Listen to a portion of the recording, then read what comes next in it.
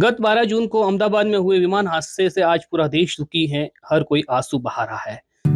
48 वर्षों की शैक्षणिक उत्कृष्टता के साथ कई से भी ज्यादा प्रमुख बीटेक प्रोग्राम्स और 600 से अधिक अंतर्राष्ट्रीय छात्रों के साथ विज्ञान डीम्ड टू बी यूनिवर्सिटी देश की बेहतरीन यूनिवर्सिटी में से एक है।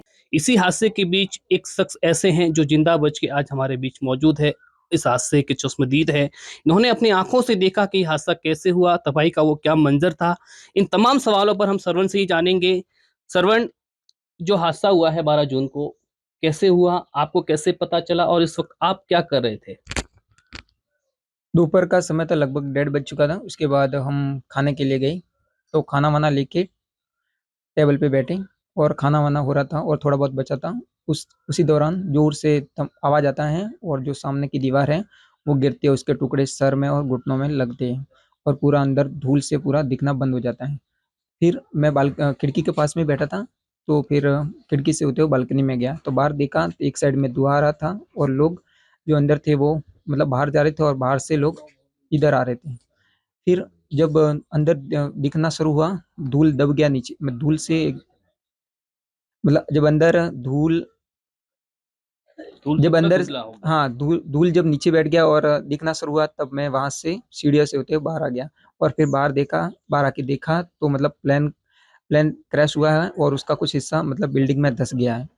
फिर मैंने अपने दोस्त को कॉल किया कि मेरे सर में और घुटनों में चोट आई है, तो जल्दी से आ जाओ। तो वो दोस्त आए और एक सीनियर भी आया जिन्होंने मुझे हॉस्पिटल पहुंचाया।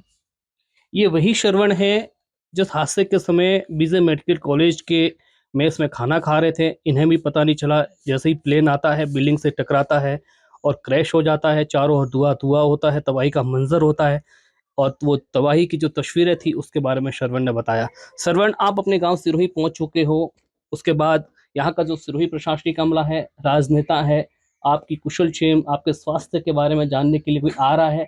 आपको किसी प्रकार के कोई सहयोग की मेडिकल जांच के बारे में कोई पूछ रहा है या नहीं? मेडिकल जांच की यहाँ पे तो कोई नहीं पूछ रहा, बाकी रिश्तेदार और परिजन और जो भी है उनके कॉल आ रहे हैं। तो ये एक सिस्टम पर गहरा गंभीर सवाल है। एक तरफ अहमदाबाद विमान हादसे से पूरा देश दुखी है, हर कोई आंसू बहा रहा है, लेकिन सिरोही प्रशासन की लचर कार्यशैली कहे या गैर जिम्मेदाराना रवैया, जो आज अपनी जिंदगी और मौत की लड़ाई लड़कर जो शख्स हमारे साथ मौजूद है उसकी कुशल क्षेम पूछने के लिए भी सिरोही प्रशासन के नुमाइंदों को समय नहीं है, तो सिस्टम पर कई सवाल खड़े करता है।